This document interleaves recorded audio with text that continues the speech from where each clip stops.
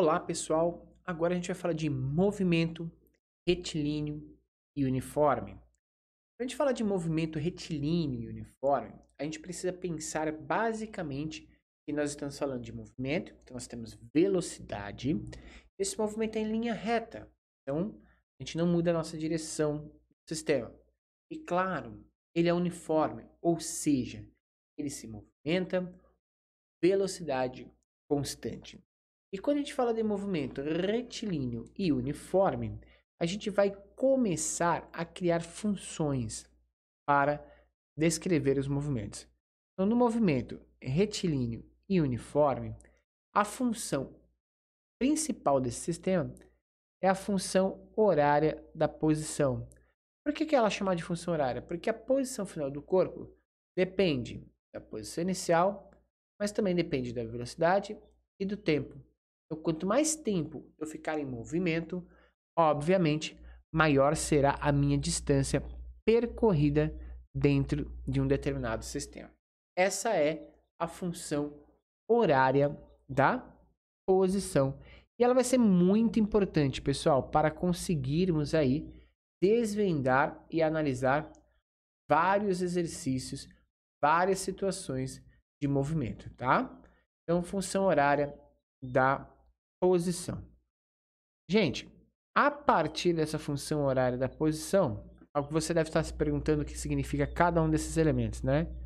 Eu vou colocar aqui para você. Isso aqui é posição final. Eu vou anotando aí, né? E vai trazendo a aula para você conforme as suas dúvidas vão surgindo.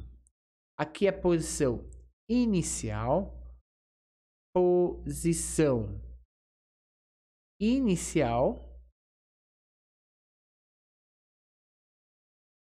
Esse V vem de velocidade.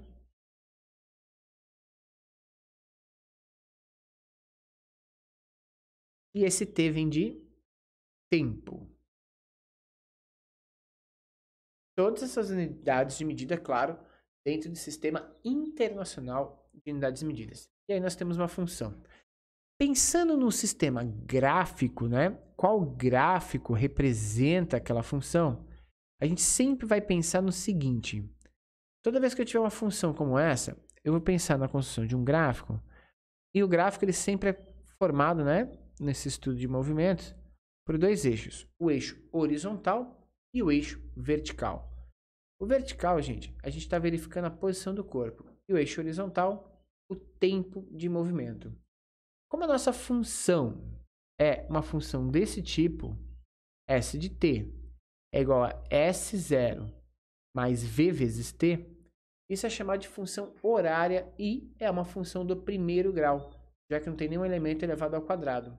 A partir disso, o gráfico dessa função será uma reta ou ascendente ou descendente, tá?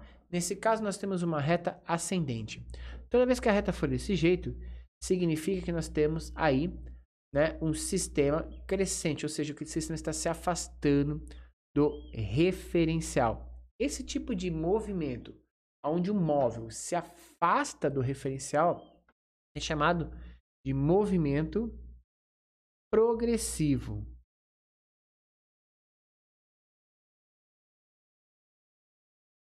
Já se eu tiver um movimento onde o móvel se aproxima do referencial, esse movimento é chamado de movimento retrógrado.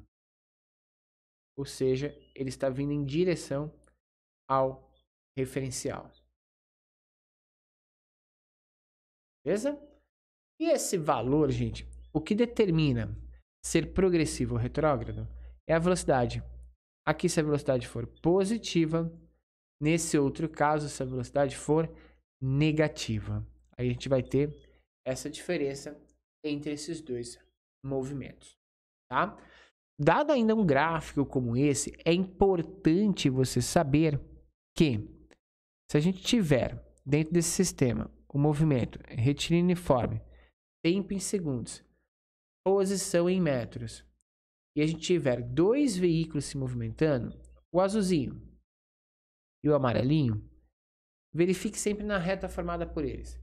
Porque a inclinação que essa reta tem com a horizontal, se a gente fizer um eixo horizontal aqui, a inclinação dessa reta com a horizontal vai determinar quem está mais rápido. Quanto maior for essa inclinação, maior vai ser a taxa de crescimento, tá?